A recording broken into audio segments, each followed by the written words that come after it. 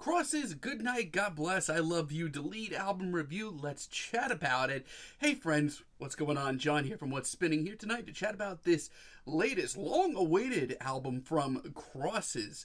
This is the very elusive side project of Deftones frontman Chino Moreno, who in the early 2010s released a slew of EPs, initially leading up to their self-titled album over here. And at the time, I was kind of let down by it, but it has grown on me. I think a lot of the reason why I initially dismissed it was this thing is basically a glorified compilation of their first couple of EPs. The material on there is often good to great, but, you know, at the time I was a little upset with it, but I have come around to it. I do enjoy it, and yeah, it would be quite some time before we heard from the band again. 8 years until last year's Permanent Radiant EP, and I thought the EP was okay. I thought it was decent. I mean, there were times on this EP, like on Vivian, where I thought the band was cooking. I thought they were just really just in a good spot. But we also got tracks like Day One, which made me hope and pray that this would be the end of Crosses. Like, it was that bad. Now, it has been a long time, almost a decade, since we've got a studio album from Crosses here. And leading up to this thing, I have to admit, I was not vibing on a lot of the singles. I would argue that they are some of the worst tracks on this album. But let's chat about this thing. This album starts off with Pleasure, and right off the bat, it's very clear the band's got them tricks up them sleeves. I love the gnarly synths that we get on this track and just how gritty everything gets. This is actually a really good intro. Now, spoiler alert, this is a very dreary, very dreamy, very hazy, very downtrodden album, but on this track, I feel like the band has like a great medium of sound. It's got that darkened synth-pop sound, but it also has a little bite to it. It's got that factor. It puts me in the mood to listen to the rest of this album, especially in the final minute. Love the synth work. Found, I really love this track too. I love it just unbearably cold this track starts off as. There's a serious sense of loneliness on this track. Chino's performance on this track, it's one of his best on this entire album. This is him at his most passionate. And I, once again, love the synth work on this track. It's super chilly, but there's almost a comfort in them. Pulseplagg, on the other hand, this is one of my favorite tracks on this entire record and a sound that I wish we heard more of. I love the more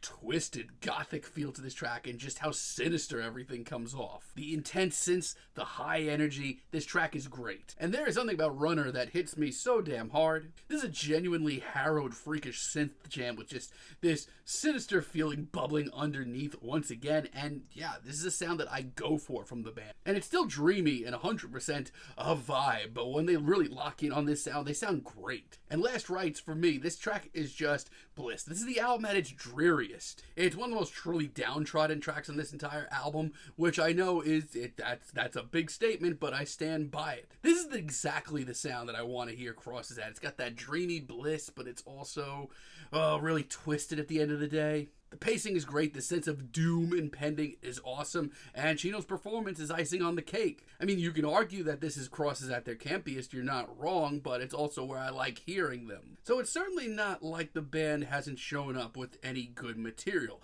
There's plenty here.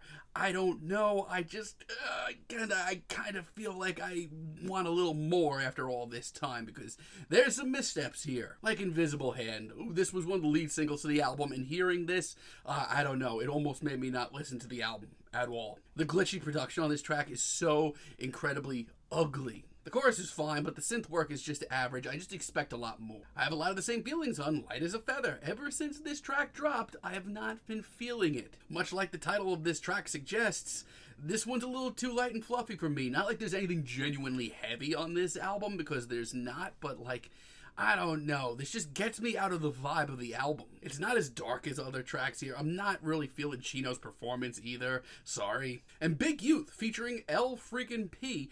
This one's a real tough one for me. I want to like this track so much, but there is some things holding me back. Like, for one, production-wise, I'm not feeling this at all. Nor am I feeling Chino's performance up against this new metal bullshit. We are beyond this. We are so much better than this. I will say this, though. LP's verse is pretty cool. The fact that he's on this album at all is cool. And the End Youth reprise, I don't hate it. It's actually got a really great atmosphere to it. I just think it could be pushed a lot farther. And Natural Selection gets on my nerves so much. It is easily the clumsiest, clunkiest sounding track here. Between the bass riff, which is plodding around, and these weird vocal samples. Once again, this is enough to take me out of the vibe of this record. And the rest of this track really doesn't hold up either. The production is not up to snuff. Chino's performance is one of his weaker ones here, and before you know it, the track's over. It's not good. I do still think this album's worth a listen to, though, even though there are a lot of missteps here, and a lot of directions that crosses are going that are just not my cup of tea.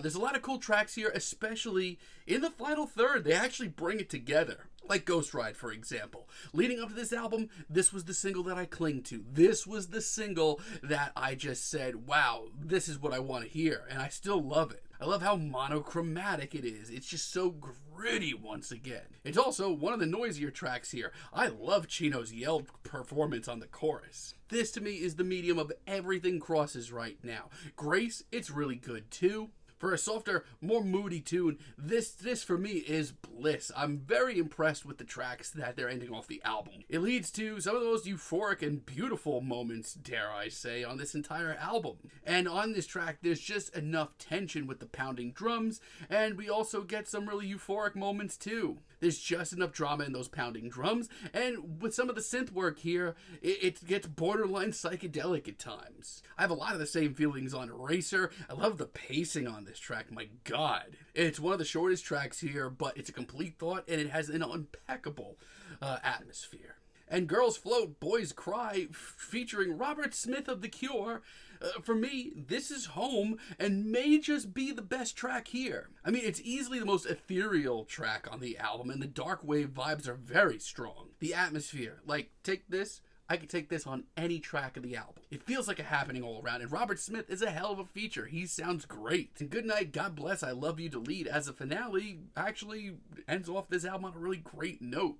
It's got this heft to it, just feels heavier than every other track here. The synths are super playful and break up this track just enough, and the production and the vocal samples give it this very otherworldly, almost surreal feel to it. And Chino's performance is just the great sort of duality against this very icy cold atmosphere. It's actually one of his most passionate performances here. It is an awesome finale. I wish that I could just love this album and say that the hype is real after all these years, but there's a lot of missteps on this album, and I just feel like the band is better than that. And this is a beefy project. It's 15 tracks, almost an hour. It could have definitely been trimmed down into something much cleaner and much more succinct, but I still think it's worth the wait in a way, and definitely worth a listen, because when they're on, the band's breaking out tricks that sound really cool. The production on this thing is pretty cool. The atmosphere is really icy and cold. I just wish it was more consistent, because when this album gets out of control and goes down, it goes down hard.